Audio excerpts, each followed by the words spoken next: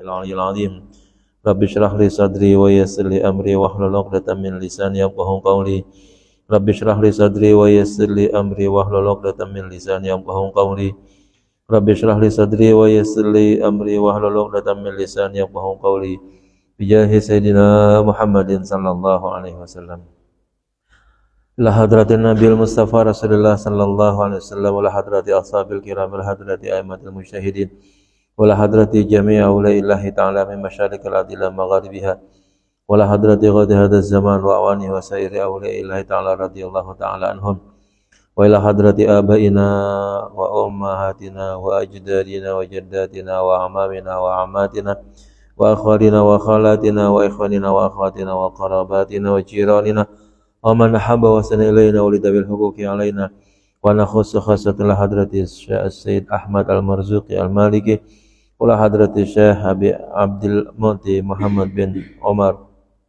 محمد نووي بن عمر الجوي البنداني شيء لله لنا ولهم الفاتحة.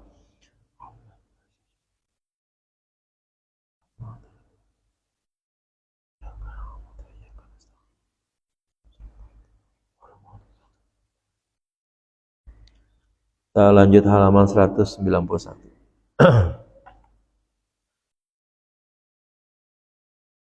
Yang akan kita bahas ini mungkin lebih susah lagi kali memahaminya dibandingkan dengan Isra Mi'raj itu sendiri gitu ya. Kalau Isra Mi'raj kita bilang susah ya, logika kita nggak bisa nerima. Tapi kita punya iman, maka akibatnya kita alihkan dari logika kita yang kagak sampai, kita pakai iman kita. Sehingga kita bisa berkata bahwa Nabi Muhammad itu di Isra Mi'rajkan oleh Allah. Kalau Allah udah mau berkehendak, maka Allah bisa atur segala-galanya ya. Allah Maha Kaya, Allah Maha Kuasa, Allah Maha Bisa. Sehingga apa yang Allah mau gampang Allah siapkan begitu. Ya. Jangankan kalau kita bilang Allah begitu yang memang segala-galanya Allah mampu. Orang kaya aja manusia ya.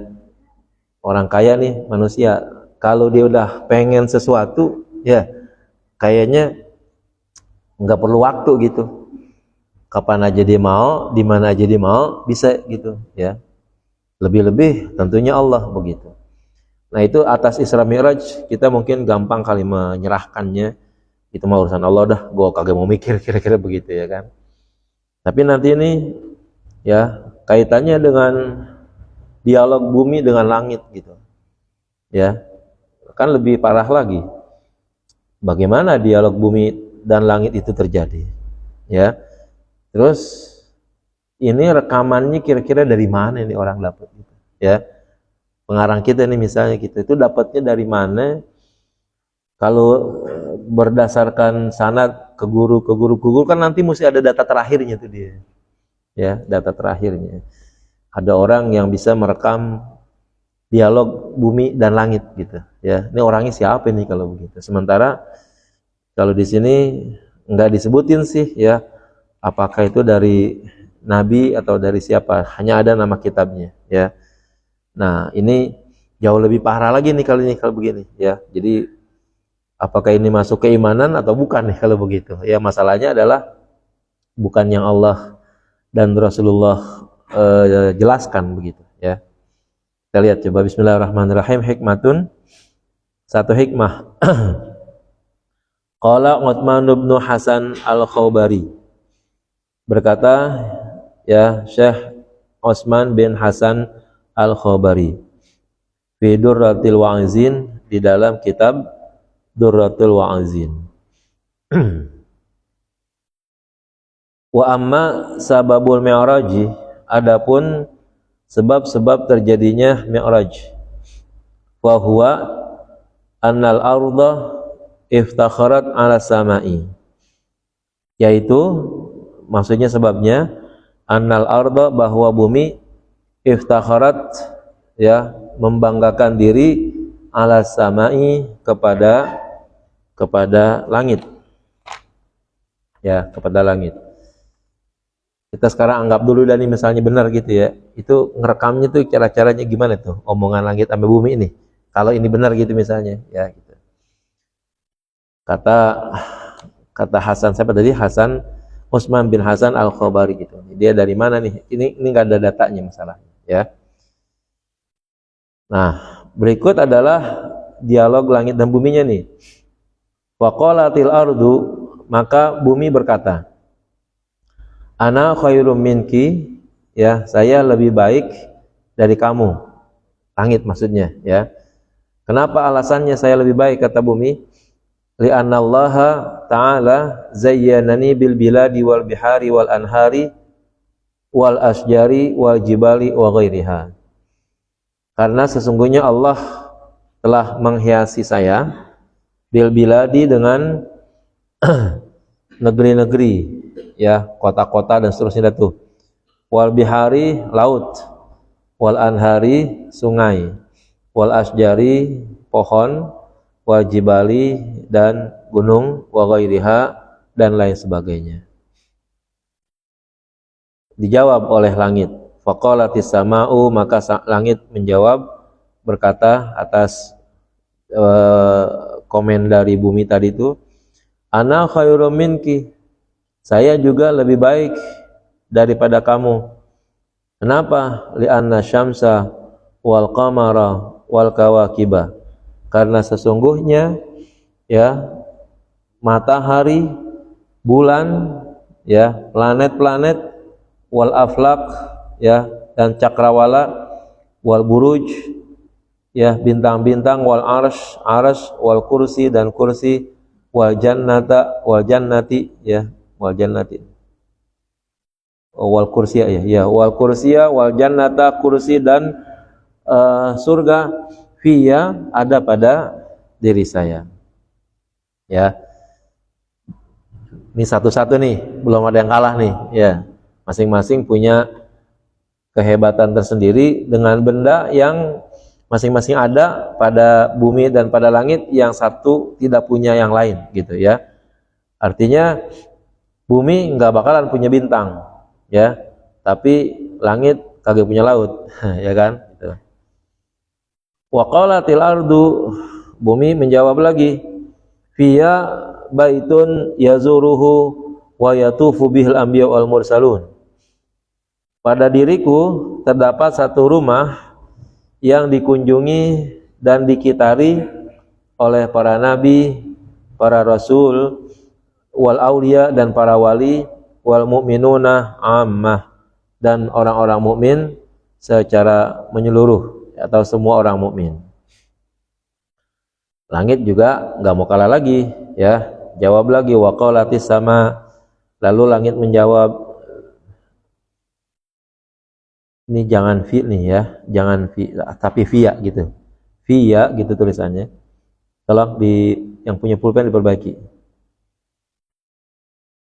Nanti kalau fil baitil ma'muri repot jadinya, ya, di dalam baitil ma'mur ya tufu dan sebagainya. Via al baitil ma'mur, pada diriku terdapat al baitul ma'mur, ya. Yatufu bihi malaikatus samawati, ya, bertawaf di dalam Baitul Ma'mur malaikatus samawati, ya, malaikat yang ada di langit. Wafia, perbaiki lagi tuh, wafia, dan pada diriku juga al jannatu tulisannya, ya, al jannatu, surga, allati hiya ma'wa arwahil anbiya wal mursalin, yang surga itu adalah, ya, tempat kembali, tempat bersemayamnya roh para nabi, wasalin, para rasul, dan roh wali, wasalihin, dan juga orang-orang saleh. Luar biasa lagi, ya, dua-duanya bisa menang, ya, dua-dua ada kalau gitu. Wa qalatil ardu, lalu bumi menjawab lagi, inna sayyidal mursalin, sesungguhnya pimpinan para rasul, wa khataman nabiyyin, dan penutup para nabi, wa habiba rabbil alamin, dan kekasihnya Tuhan semesta alam, wa afdalal maujudat, ya, dan makhluk atau benda-benda ada yang paling utama, makhluk juga sih artinya, alaihi akmalat tahiyat, baginya penghormatan yang paling sempurna, wa tanafiyya, ya, bertempat tinggal pada diriku, wa ajra syari'atahu alayya, dan memberlakukan, menjalankan syariatnya, ya, di atasku. Ya ini nggak ada dan nih, kan Nabi Muhammad kagak duanya, ya kan, cuman satu doang itu. Kalaupun ada di langit tadi udah mati gitu, ya. Jadi kemungkinan besar arwahnya ada di langit, jasadnya kemungkinan masih ada di bumi gitu, ya. Tapi kalau yang namanya arwah atau jasad Nabi sih nggak bisa dikatain kayak begitu, ya. Mereka jauh lebih bebas mau kemana saja karena udah alamnya berbeda gitu.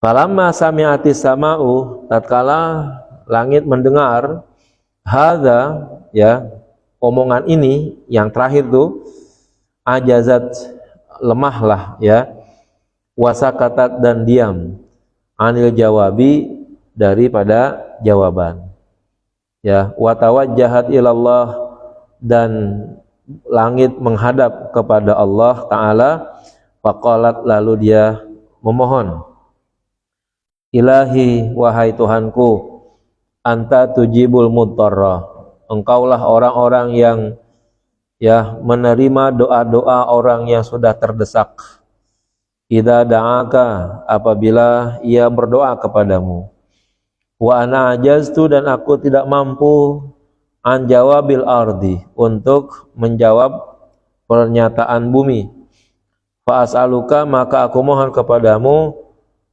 ayyus ada Muhammadun, agar dinaikkan Nabi Muhammad ilayya, kepadaku, fa atasyarrafa, maka mudah-mudahan aku bisa menjadi mulia bihi, karena keberadaan Muhammad di hadapanku, kama tasyarrafatil ardu, sebagaimana bumi merasa mulia, bi jamalihi, dengan keindahannya, waftakharat, dan merasa bangga.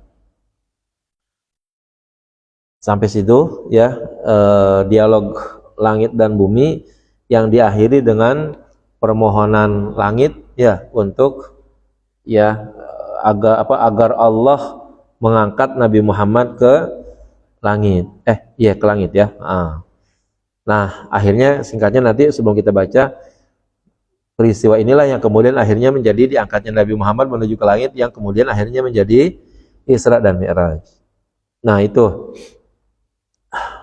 sekali lagi, kalau peristiwa Isra dan Mi'raj itu sendiri adalah satu perkara yang tidak masuk akal begitu, ya, karena menurut data akal kira-kira orang tanpa pakaian yang lengkap untuk melewati, ya, atmosfer, stratosfer, dan lain sebagainya, itu di zaman sekarang yang ilmu pengetahuannya sudah canggih saja belum ada yang bisa, ya, belum ada yang bisa. Ini satu-satunya mukjizat Tuhan yang belum dilawan oleh manusia ini nih, ya, belum bisa ditembus gitu. Logika manusia nggak bisa menerima dengan tanpa bantuan apa-apa, tanpa perbekalan apa-apa, ya. Tapi Nabi Muhammad mampu melesat sampai ke langit, bolak-balik lagi, ya, gitu. Terus dari sisi waktu, ya, lailan itu kalau kita bicara, ya, kaidah tafsir, lailan itu isim nakirah, ya. Kenapa tidak dipakai al jadi nakirah? Itu untuk menunjukkan sedikit jadinya. Lailan bukan malam semenjak terbenam matahari sampai terbit fajar, bukan, ya. Lailan ai minal laili, yaitu sebagian daripada malam, bukan semua malam. Kalau begitu sedikit malam. Dua perkara ini nih, ya, udah udah sulit logika tuh nerimanya begitu. Nah, tapi karena kita punya iman, ya kita dapat mengalihkannya. Oke dah, ya secara logika kalau kita nggak mampu memikirkannya, mau mengupayakan bagaimanapun, pokoknya sulit lah pokoknya. Ya manusia tanpa bantuan apa-apa di badannya begitu, itu bisa melesat ya ke langit dan badannya aman-aman saja, nggak ada proses terjadi gesekan begitu. Ya, sementara kalau kita bandingkan, Nabi mengaku dirinya manusia, tentu kalau dibandingkan badannya Nabi dengan batu masih lebih keras batu.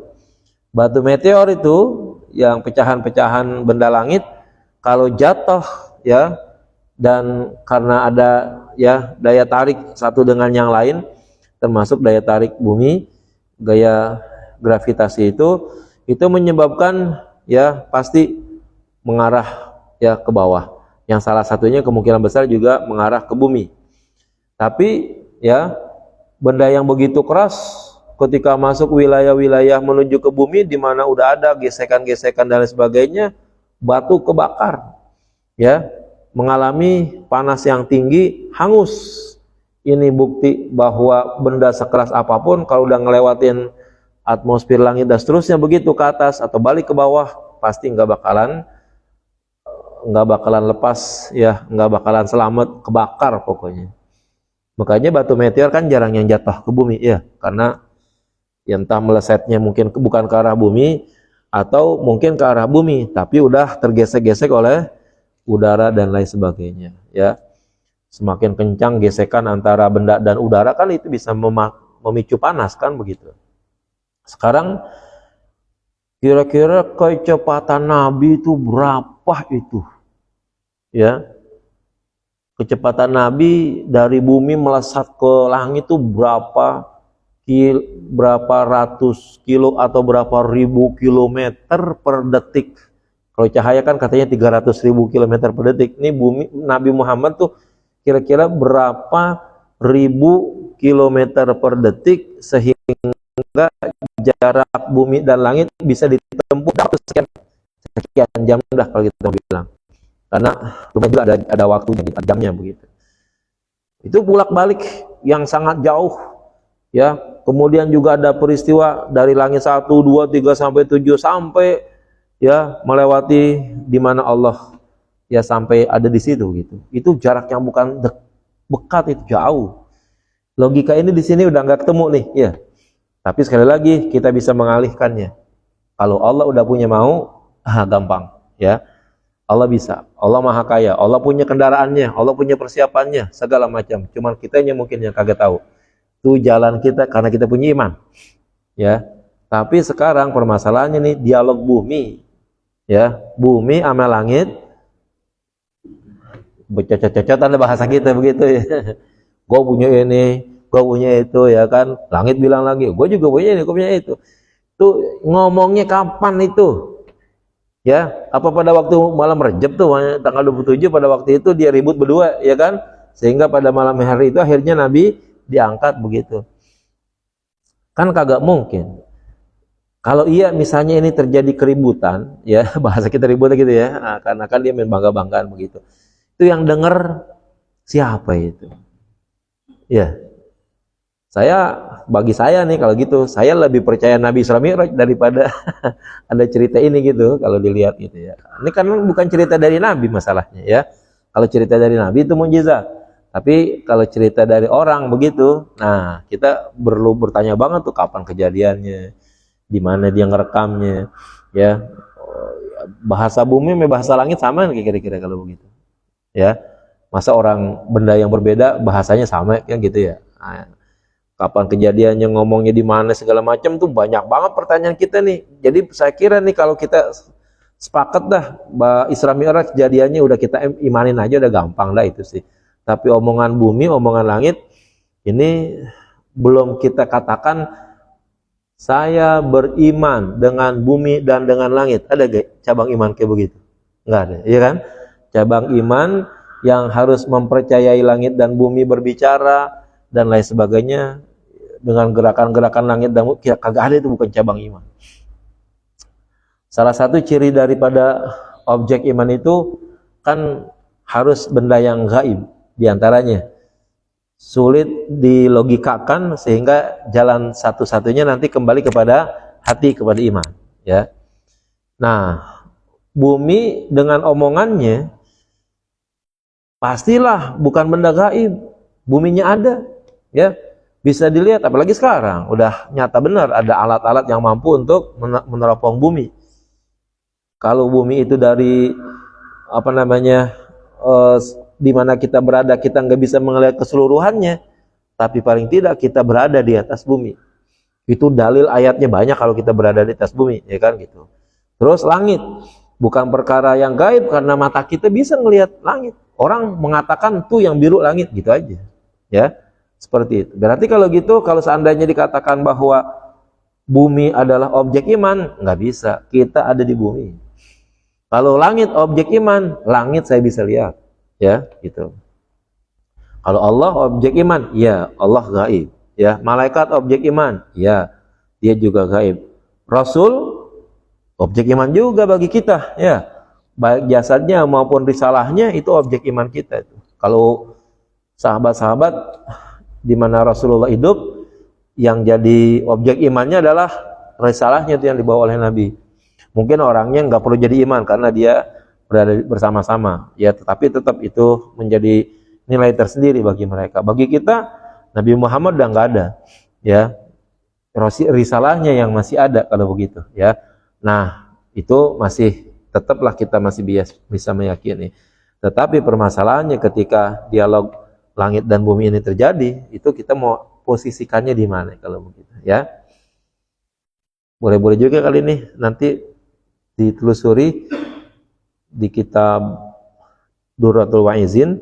Mungkin kita perlu tanya Syekh Utsman bin Hasan Al-Jauhari itu lahirnya tahun berapa? Dia kira-kira menelusuri dialog bumi ini sama langit dari mana, gitu, ya kan? Sebenarnya kita bukan ingin merobohkan hal ini, tetapi memang hal yang sedemikian ini, ya, kalau seandainya sebagai sebuah cerita, ya, ini kemungkinan besarnya nanti ada di cerita Israiliyat namanya kalau begitu. Itu yang mau disampaikan. Kalau udah sampai ke cerita Israiliyat, kita punya panduan, la tusaddiquhu wa la tukadzibuhu. Ya, jangan kalian membenarkannya 100% dan juga jangan menganggapnya bohong 100%. Ya udah, untuk sementara terima aja dulu gitu. Khawatirnya, ya, bahwa peristiwa Isra Mi'raj ini jangan-jangan memang sudah direkam oleh kitab-kitab lama dulu, ya. Ya, cuman sekarang mungkin itu kitab karena sudah diotak-atik sama orang, ya, mungkin pas peristiwa Isra Mi'rajnya dibuangin kali begitu. Khawatir ternyata peristiwa Isra Mi'raj ada di Bible gitu misalnya, kan. Lebih parah lagi dah gitu. Kalau adanya Nabi Muhammad di dalam Bible banyak, tapi nama-namanya memang udah disamar-samarin begitu, ya. Kalau Isra Mi'raj ada di dalam Bible gitu misalnya, jadi perkara besar itu, ya. Kenyataannya apa? Ada koneksitas yang bertepatan, ya, antara yang disampaikan Bible di masa lampau dengan peristiwa Isra Mi'raj itu sendiri. Kalau itu terjadi gitu, dan kalau itu ada. Selama ini sih saya belum mendengar gitu dialog tentang Isra Mi'raj yang tertera di dalam kitab Bible begitu. Nah, inilah yang mungkin kita perlu perhatikan baik-baik. Saya berharap teman-teman kalau ini jadi permasalahan oleh orang-orang tertentu begitu, ya, maka kita mungkin bisa, ya, mengalihkannya bahwa ini adalah mungkin data-data dari Israiliyat begitu. Karena apa? Dari hadis Nabi tidak ada, ya, dari berita-berita apalah, ya, yang memang layak begitu, itu juga tidak kita terima. Tidak ada datanya. Nah, mungkin kita perlu mendata lagi lebih dalam. Ini awal prosesnya, ya, bagaimana sehingga bisa tercatat adanya dialog langit dan bumi. Kalau Isra Mi'raj mah gampang dah, ya, kita serahin aja sama Allah, udah urusannya selesai, kira-kira begitu. Dan itu benar bagi kita begitu. Tapi kalau ada orang yang hidup ya di zaman setelah Nabi tapi bisa merekam pembicaraan langit dan bumi. Nah, itu agak repot juga tuh bagi kita gitu.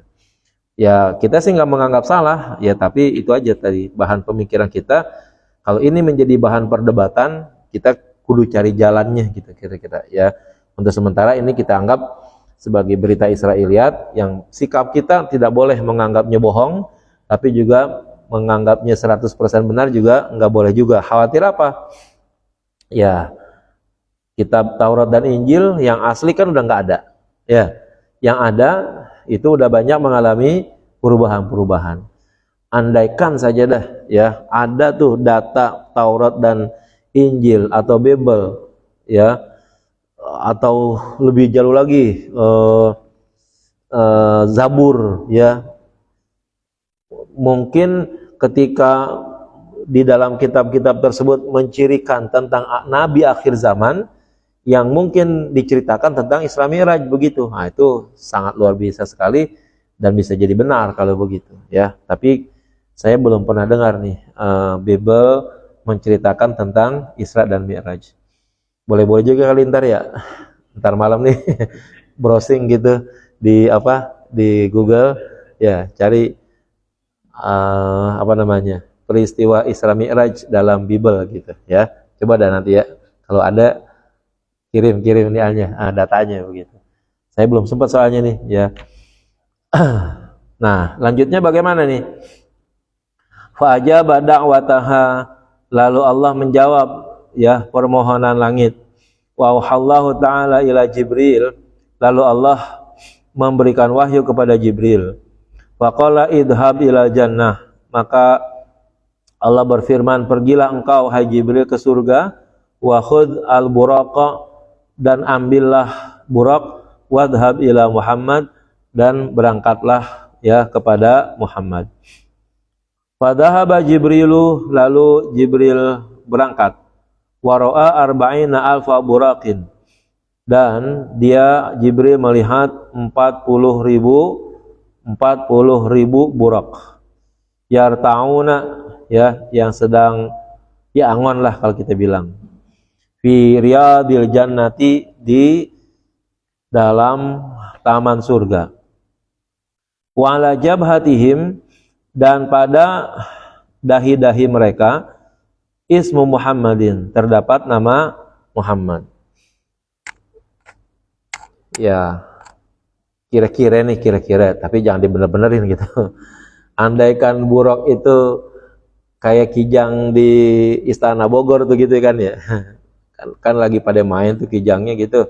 Nah, itu di palanya itu terdapat kata Muhammad. 40.000 kijang itu buruk itu semuanya di palanya bacaannya Muhammad begitu ya. Wa ra'a fihim buraqan, dan Jibril melihat di antara mereka satu buraq munkisan ra'sahu, yang menundukkan kepalanya. Ya buki, sedang menangis, wa tasilu min ainaihi, dan mengalir dari kedua matanya ad-dumu, air mata. Faqala Jibrilu malaka ya buraq, ya. Maka Jibril bertanya, apa gerangan yang kamu alami wahai buraq?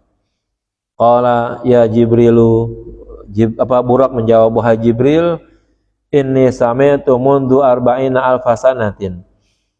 Ya, aku mendengar semenjak 40.000 tahun. Isma Muhammadin, ya, nama Muhammad. Fa waqa'a fi qalbi, maka muncullah di dalam hatiku mahabbatu sahibi hadal ismi, rasa cinta kepada pemilik nama ini. Wa asyiktuhu, dan aku merasa rindu.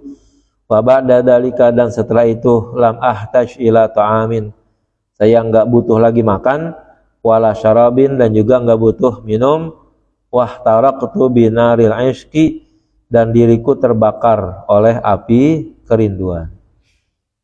Keren juga nih ya. Tetapi sekali lagi ya, cerita kayak begini nih ngerekamnya dari mana nih gitu ya. Kalau Nabi yang cerita sih masa bodoh dah ya. Kita wajib banget mengimaninya. Tapi kan ini bukan cerita Nabi ya. Mulai tadi dialog langitnya udah repot dah tuh ya. Nah ini orang bisa tahu Jibril masuk surga bertemu dengan 40.000 buraq, tuh cerita dari mana lagi kalau begitu ya. Terus ada buraq jumlahnya 40.000, ngitungnya tuh dari mana lagi ya. Terus buraq udah merasa dirinya ada dan mengenal Nabi Muhammad semenjak 40.000 tahun. Berarti tuh umurnya buraq udah berapa tahun kalau gitu?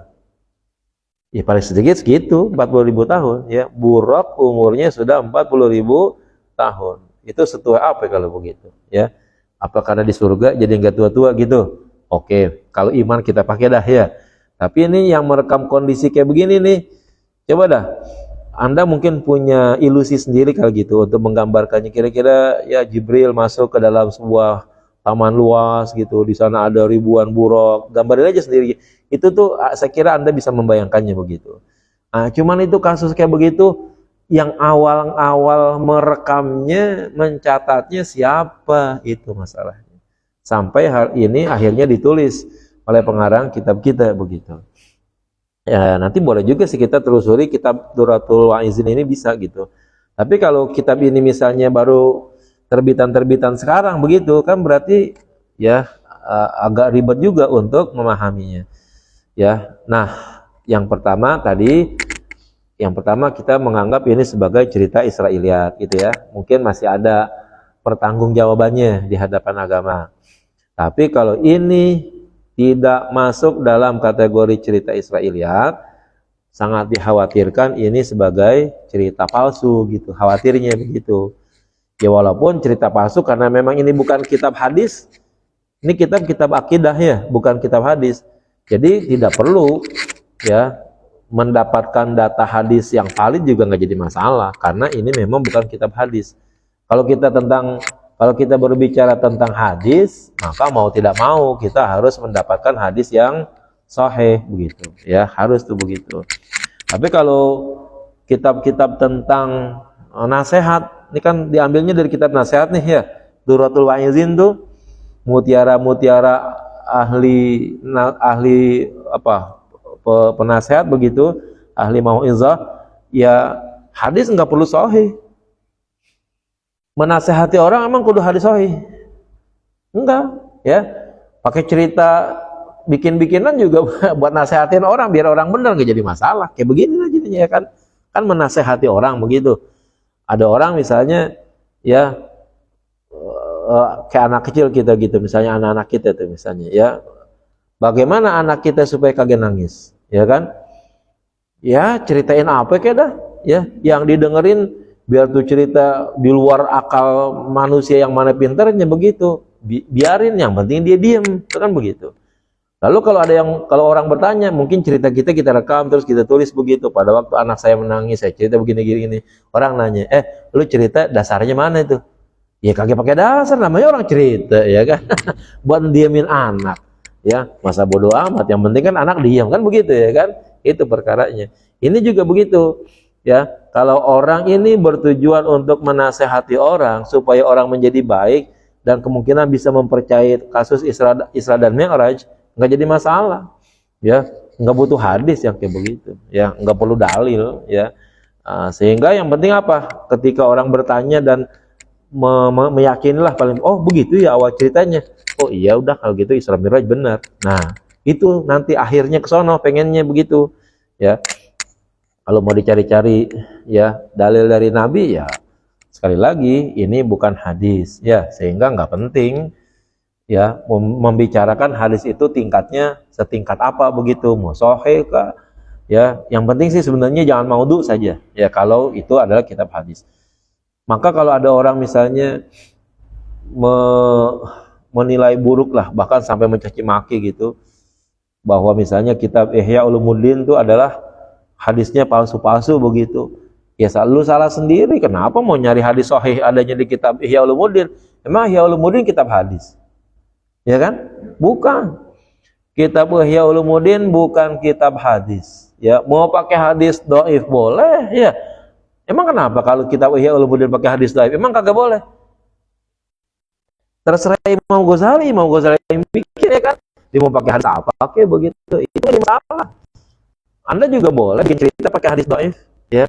Atau mau bikin apa juga pakai hadis dhaif, nggak jadi masalah. Emang siapa yang mau ngelarang begitu? Hadis dhaifnya ada, hadis sahih ada, hadis hasan juga ada. Saya pilih mau pakai hadis dhaif, terus kenapa emang? Ya kan? Lalu kemudian menjadi salah kalau orang membuat kitab, membuat buku pakai hadis dhaif gitu, nggak jadi masalah, biarin aja.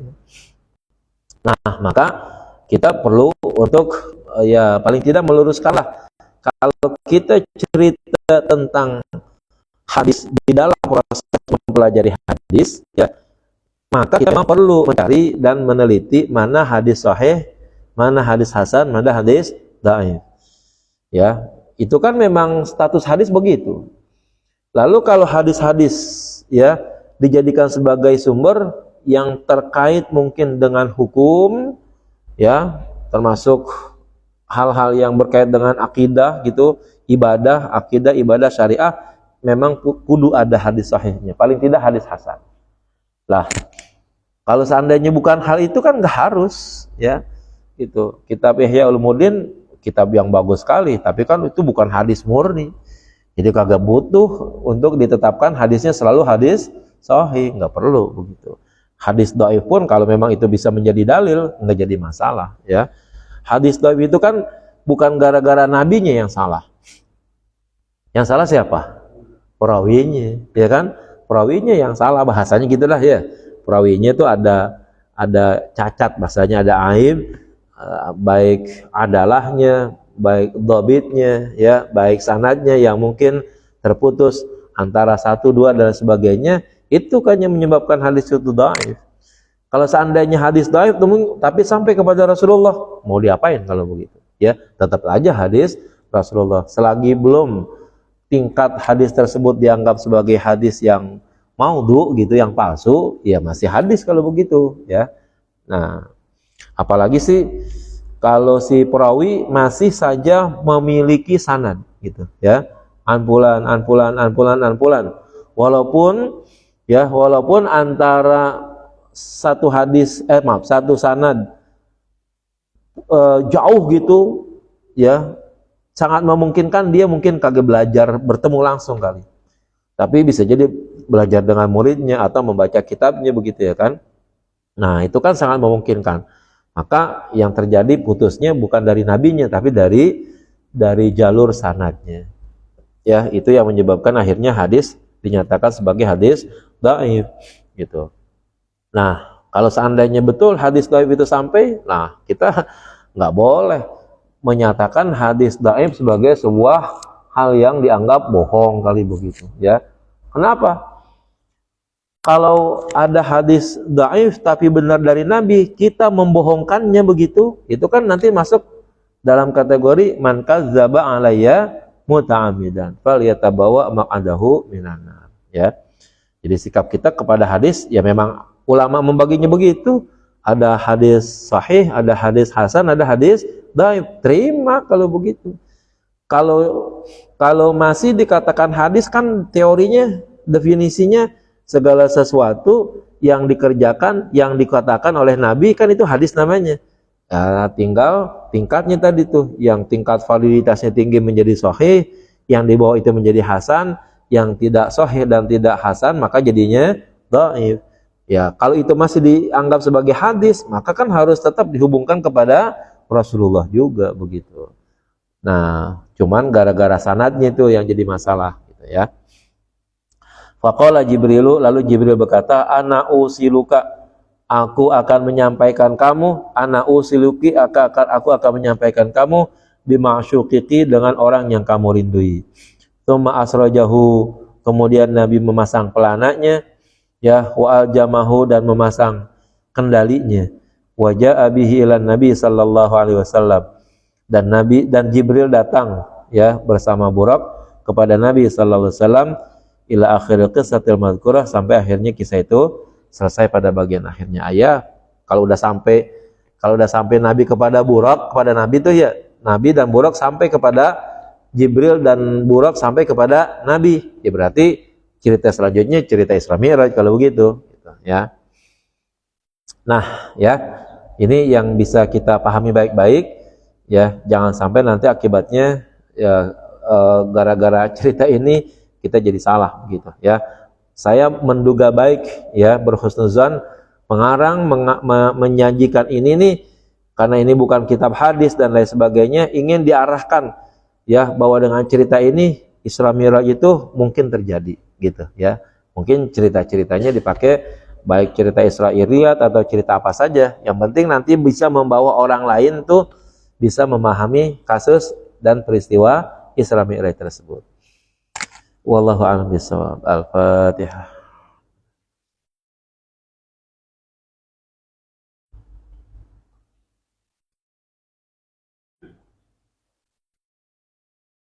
Bismillahirrahmanirrahim. Alhamdulillahirabbil alamin. Allahumma shalli ala sayyidina Muhammad wa ala ali sayyidina Muhammad.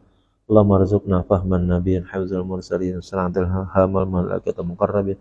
Allahumma anfa'na bima 'allamtana wa 'allimna ma yanfa'una wa 'allimna ma jahilna. Allahumma ja'alna wa auladana banatina wa dzurriyyatina min ahli wal khair wa la taj'alna wa min al-syarri wad dhir. Waftah qulubana wa qulubahum al-'arifin wahdina wa iyyahum siratal mustaqim siratal ladzina an'amta 'alaihim ghairil maghdubi 'alaihim waladdallin. Allahumma ja'alna wa auladana banatina wa dzurriyyatina min ahli wal khair wa la taj'alna wa iyyahum min ahli syarri wad dair waftah qulubana wa qulubahum al-'arifin wahdina wa iyyahum siratal mustaqim siratal ladzina an'amta 'alaihim ghairil maghdubi alaihim waladdallin. Rabbana atina fid dunya hasanah fil akhirati hasanah wa qina adzabannar. Sallallahu alaihi wasallam Muhammad wa ala ali sayyidina Muhammad walhamdulillahirabbil alamin. Mohon maaf. Assalamualaikum warahmatullahi wabarakatuh.